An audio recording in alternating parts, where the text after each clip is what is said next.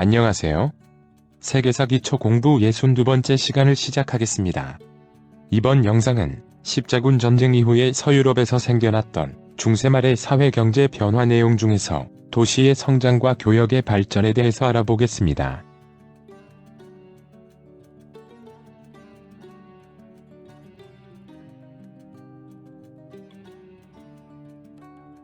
지난 영상에서 알아본 십자군 전쟁은 성지 회복이라는 원래의 목표는 달성하지 못했지만 로마 가톨릭과 봉건제로 특징 지어지는 서양 중세 서유럽이 이전과 전혀 다른 특징을 지닌 중세말이라는 시대를 거쳐 서양 근세 사회로 들어가는 변화의 가장 중요한 계기가 됩니다. 그러면 중세말 변화 내용에는 과연 어떤 것들이 있는지 5가지로 요약해 보겠습니다. 첫 번째는 경제적 변화로 중세 경제 체제인 장원이 해체되고 상공업과 도시가 발달하면서 대외무역도 크게 활성화됩니다. 두 번째는 사회적 변화로 장원이 해체되고 상공업과 도시가 발달하는 경제적 변화는 봉건적 신분제 변화로 연결되어 장원의 생산계층인 농노의 신분 변화를 가져오면서 자영 농민이 크게 성장하게 되고, 또한 장원의 해체와 봉건제의 붕괴는 중세의 꽃이라 불리던 봉건 기사계급의 몰락을 가져오게 됩니다. 세 번째는 정치적 변화로 기사계급의 몰락은 상대적으로 미약했던 국왕권의 강화를 초래했고 중앙집권 국가를 거쳐 절대왕정으로 연결됩니다. 네 번째는 종교적 변화로 중세 내내 강력한 힘을 발휘했던 로마 가톨릭의 수장 교황권이 십자군 전쟁 실패와 더불어 쇠퇴하고 교회개혁의 움직임은 종교개혁으로 나타나게 됩니다. 마지막 5번째는 문화적 변화로 중세의 특징인 신중심의 내세적 문화 흐름이 인간 중심의 현세적 문화 흐름으로 바뀌어가면서 르네상스로 연결되게 됩니다. 서양 중세 사회가 중세말을 거쳐서 근세 사회로 나아가는 이러한 변화 내용은 지난 십자군 전쟁 결과에서도 잠시 알아보았는데, 이번 영상에서는 중세말에 일어난 변화 중에 사회경제적 변화 내용으로 중세 도시 발달, 길드, 원거리 무역 발달과 시민계급 성장에 대해서 조금 자세히 알아보도록 하겠습니다. 먼저 도시의 성장과 교역의 발달에 대해 알아보겠습니다. 국내 상업뿐 아니라 지중해를 무대로 해외 무역까지 발달했던 고대 로마 시대에는 로마의 후기 수도 콘스탄티노폴리스가 인구 100만 명의 도시였고, 그 외에도 큰 규모의 도시가 많이 발달해 있었지만 봉건제 영상에서 알아본 것처럼 서양 중세 서유럽의 경제체제는 자급자족적 촌락 공동체인 장원을 바탕으로 하고 있었는데, 이러한 장원 중심 경제체제의 변화가 생겨나면서 중세 도시가 발달하게 된 시기는 대체로 11세기경부터입니다. 먼저 도시 발달의 배경을 알아보면 게르만족 등 이민족 침략이 끝나면서 서유럽 사회 안정과 장원의 농업 생산력 증대를 바탕으로 인구도 늘어나고 잉여 생산물을 교환하는 시장이 열리면서 상공업도 발달하게 되는데, 물자 교환을 위한 시장은 옛 로마 시대의 도시 주변이나 교회 주변 또는 장원과 장원을 연결하는 교통이 편리한 곳에서 열렸고, 이러한 시장을 중심으로 상인과 수공업자들이 점점 모여들면서 중세 도시가 발달하게 됩니다. 그러나 중세 초기의 도시는 인구 5,000명을 넘지 않는 작은 규모였는데, 성지 회복을 목적으로 동방까지 육로와 해로로 이어졌던 대규모 십자군 원정은 상업과 원거리 무역 발달을 촉발시켰고, 또 장원 해체와 같이 진행된 농노 해방 등에 힘입어 중세 도시 규모도 점점 커지게 됩니다. 결국 14세기 초 유럽에서 가장 도시가 발달해 있던 곳이 이탈리아인데, 이탈리아 북부의 베네치아와 피렌체, 밀라노, 제노바들은 인구 10만 명 정도에 달했고, 이 이탈리아 도시들은 외형적으로는 중세 독일왕이자 이탈리아 왕이었던 신성 로마 제국의 지배하에 들어있었지만 황제에 대항하는 로마 교황청의 지지를 받으면서 사실상 거의 독립국가와 같은 성격을 지니게 됩니다. 서양 중세 도시의 가장 중요한 특징은 상공업 도시라는 것과 자치권을 가지고 있었다는 것입니다. 도시 국가였던 아테네와 스파르타 등의 그리스 폴리스나 로마 제국의 수도인 로마로 대표되는 서양 고대 도시들의 형성 과정이 일반적으로 군사적 정치적 측면이 강했던 반면에, 중세 도시는 상공업의 중심지가 도시로 성장한 경제적 측면이 특화된 도시였고, 도시민들도 주로 상공업자로 구성되어 있었습니다. 그리고 중세 도시는 국왕이나 봉건 영주의 지배로부터 자치권을 지니게 됩니다. 물론 처음에는 중세 도시가 봉건 영주의 지배하에 있어서 영주가 필요로 하는 물건을 구해다 바치거나 상거래에서 생겨난 이익금의 일부를 영주에게 바치기도 하는 등 경제활동과 일상생활에까지 영주의 영향을 받았지만 상공업 도시의 특성상 장원체제라는 농촌 중심의 봉건적 속박에서 벗어나려는 계속된 노력으로 결국 자치권을 획득하게 됩니다. 도시가 자치권을 획득하는 방법으로는 주로 이탈리아 지역에서는 경제력을 갖춘 도시가 상당한 금액을 납부하고 특허장을 사들여서 도시의 독립성을 획득한 반면에 북유럽의 경우는 무력 투쟁을 통해 힘으로 자치권을 쟁취하게 됩니다. 이처럼 국왕이나 봉건 영주로부터 자치권을 획득한 도시민들은 자유로운 신분이 되면서 도시 운영을 위한 자체적인 법도 만들고 세금 징수나 재판 등의 도시 행정을 독자적으로 이끌어가게 됩니다. 이러한 도시의 자치권을 이끌어가는 조직이 바로 길드입니다. 지난 중세 문화 영상 중에 대학 발생 내용에서 이탈리아의 볼로냐 대학은 학생 길드를 중심으로 생겨났고 반면에 북유럽의 파리 대학은 교원 길드를 중심으로 대학이 발생했다는 내용을 알아보면서 중세 대학이 교회나 국가의 통제에서 벗어나 자치권을 가지고 있었던 것에 대해 알아보았습니다. 특히 황제와 교황 모두의 지배에서 벗어나 자치권을 지니고 있던 베네치아, 제노바 등의 이탈리아 도시 국가들은 도시의 권리를 유지하고 도시를 운영하기 위한 내부 규범으로서의 법률 지식 필요성이 커지면서 법학이 중심 학문이 되었고 이를 배경으로 출현한 대학이 이탈리아 볼로냐 대학이었으며 학생 길드는 자신들의 주장을 실현하기 위해 조직적인 수업 거부 등의 방법으로 교사들의 임명이나 파면, 강좌의 개설과 운영 등 대학의 행정기구로서의 역할까지 담당하면서 교회나 국가의 통제에서 벗어나 독자적 운영을 했다고 했는데 이러한 대학 길드는 상공업자들의 조직을 본떠서 만들어진 것으로 원래 일반적인 길드는 중세에서 근세까지 도시 상공업자들이 결성한 동업조합이었습니다.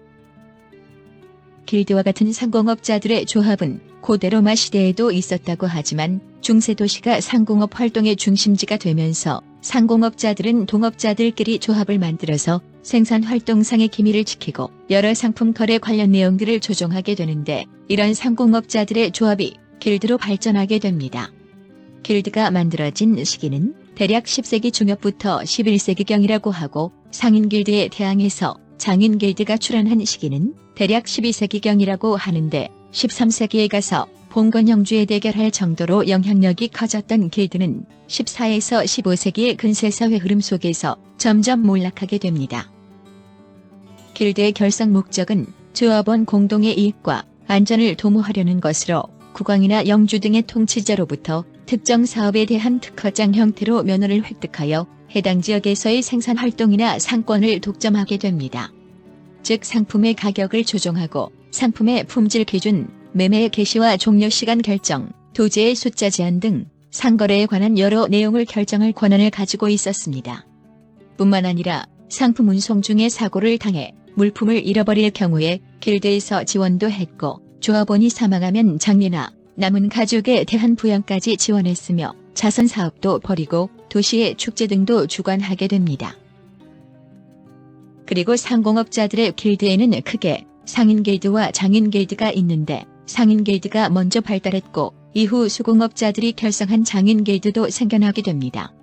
먼저 발달했던 상인 길드는 조합 구성원이 아니면 특정 상품의 판매를 금지시키고 외부 상인에게 무거운 세금을 납부해야 하는 독점 판매권을 지닐 뿐만 아니라 중세 도시의 행정까지 장악하게 됩니다. 중세 도시가 자치권을 가지고 독자적인 법 제정 등을 주도했다고 했는데 자치권을 움직이는 주체가 바로 길드였습니다. 처음에는 대상인들의 발언권이 컸으므로 상인 길드가 도시 행정을 독점적으로 장악했는데 이에 대항하여 수공업자들도 장인 길드를 결성하면서 상인 길드와 함께 도시 행정에 참여하게 됩니다. 장인 길드, 즉 수공업자 길드는 상인 길드보다 늦게 생겨났는데 13세기에는 급속하게 발달하여 거의 대부분의 직종에서 장인들로 구성된 길드가 조직되어 자치권 행사에 참여하게 됩니다. 이 수공업자 길드는 도제, 직인, 장인으로 구성된 수직적 구조를 갖추고 있었는데 먼저 도제는 일반적으로 10살 전후의 나이 어린 수습생이 임금 없이 숙식만 제공받고 일정 기간의 수련을 받으면서 생산 보조 활동을 하는 견습생을 말합니다. 그리고 직종별, 국가별로 3년부터 12년까지 다양한 도제 기간을 끝내고 기술을 익혀서 시험을 통과한 사람이 직인인데 직인 자격증을 받아 정식으로 임금을 받으면서 물건을 생산하게 됩니다.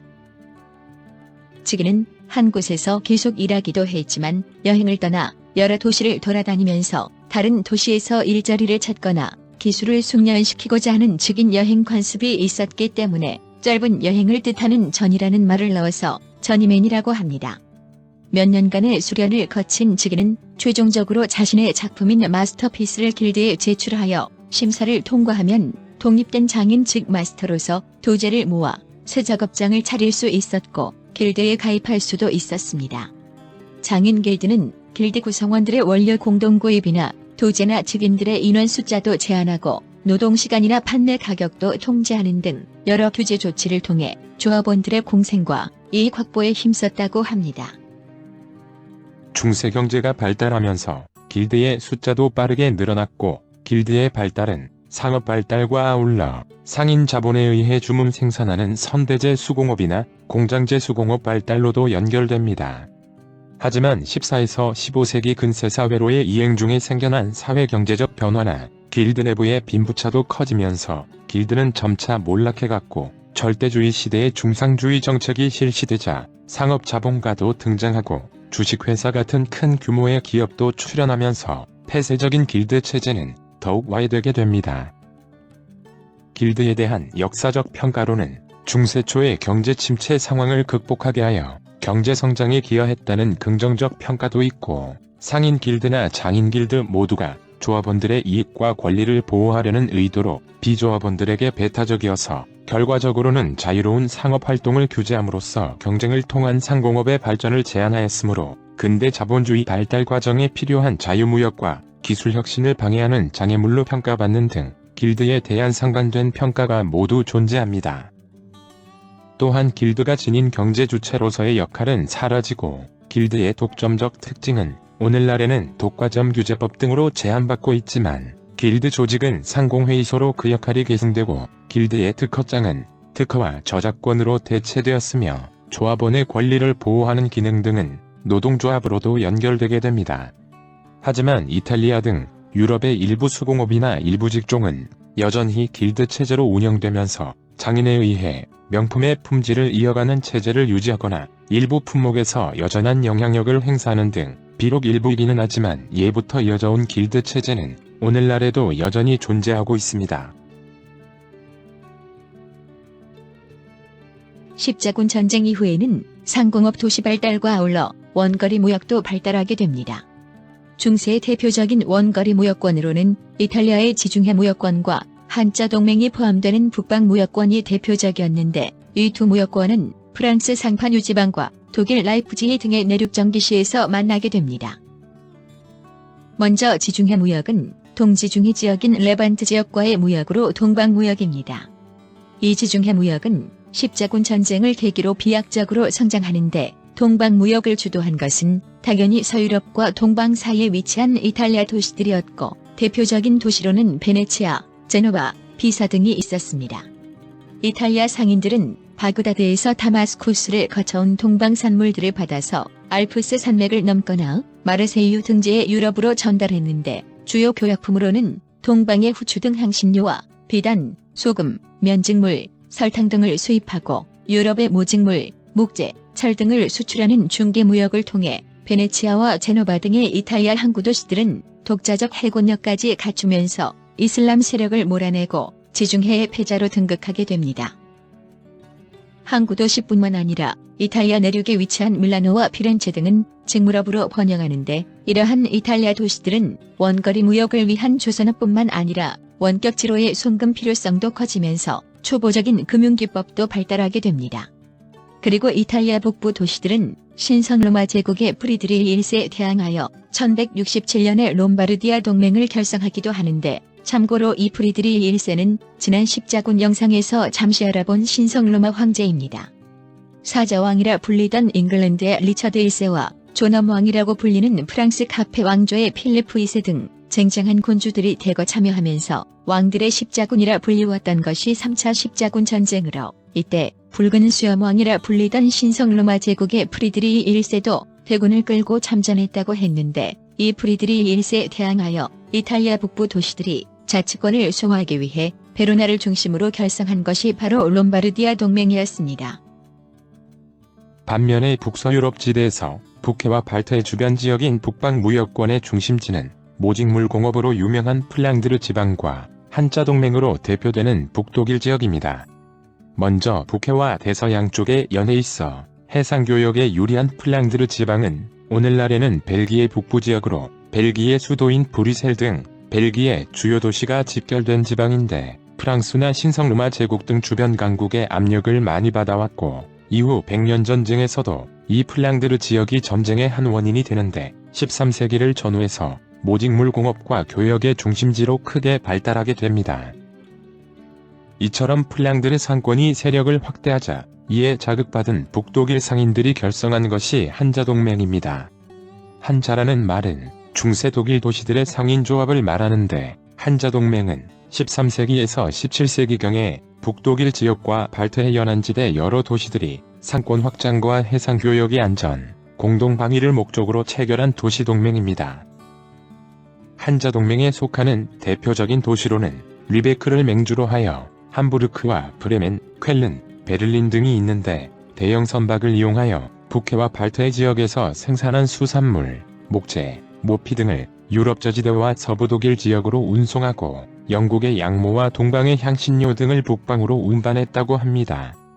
한자동맹이 가장 번성했던 때는 1370년대인데, 한때 가맹도시가 90개를 넘을 정도로 북유럽 무역권을 장악했으며, 마치 연합국가처럼 독자적인 함대와 요새도 갖추고 무역 활동의 거점으로 런던과 브리헤 등의 해외 상관도 설치했다고 하는데, 15세기 신앙록의 촉으로 쇠퇴하다가 17세기에는 소멸되게 됩니다.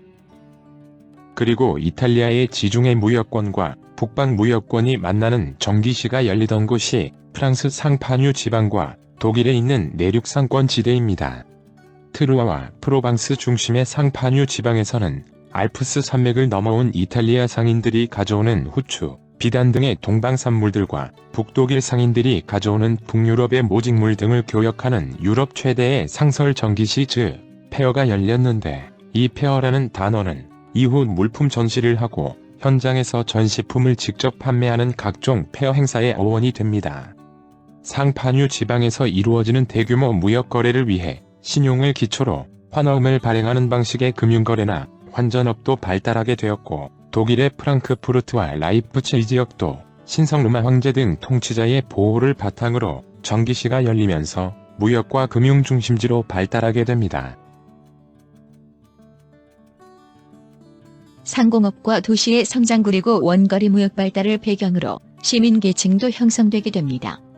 상공업 발달과 화폐경제 확산으로 생겨난 도시의 성장은 창원에 얽매여 있던 농노들의 이주를 촉발시켰고, 도시의 자유로운 분위기는 도시에서 1년 1일을 거주하면 거주 이전을 제한받던 농노라도 자유로운 신분이 된다는, 도시의 공기는 자유롭게 한다는 속담까지 생겨나게 됩니다.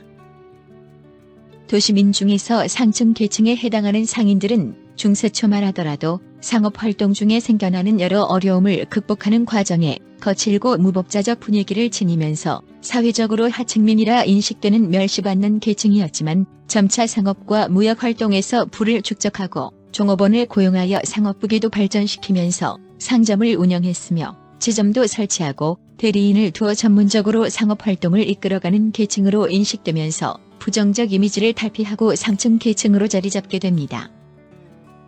경제적 부를 축적한 상층 상공시민들을 흔히 부르주아지, 비르거라고 하는데, 부르주아지라는 말은 성곽 안에 살고 있는 사람이라는 뜻으로 유산시민인 자본가 계층을 말합니다. 유럽의 도시 이름 중에 브루크라는 말로 끝나는 도시의 경우는 대개 중세시대부터 이어온 상업도시에서 유래하는 경우가 많은데, 부유한 상인들은 주로 성 안에 거주하면서 성외곽 쪽의 직공을 고용하여 작업장을 운영했기 때문에 성 안에 거주하는 사람이라는 의미의 부르주아지라는 용어가 생겨나게 됩니다. 경제력을 축적한 유산 시민들은 다음 영상에서 알아볼 중앙집권 국가 성립 과정에서도 큰 역할을 하는 등 중세말 정치와 경제, 사회, 문화 모든 면의 변화를 이끌었고 이후 자신들의 경제력에 걸맞는 정치 참여를 요구하면서 시민혁명을 통해 근대 시민사회를 주도해가게 됩니다. 중세말 변화에 대한 첫 번째 영상은 여기까지입니다. 끝까지 시청하시느라 정말 수고하셨습니다. 대단히 감사합니다.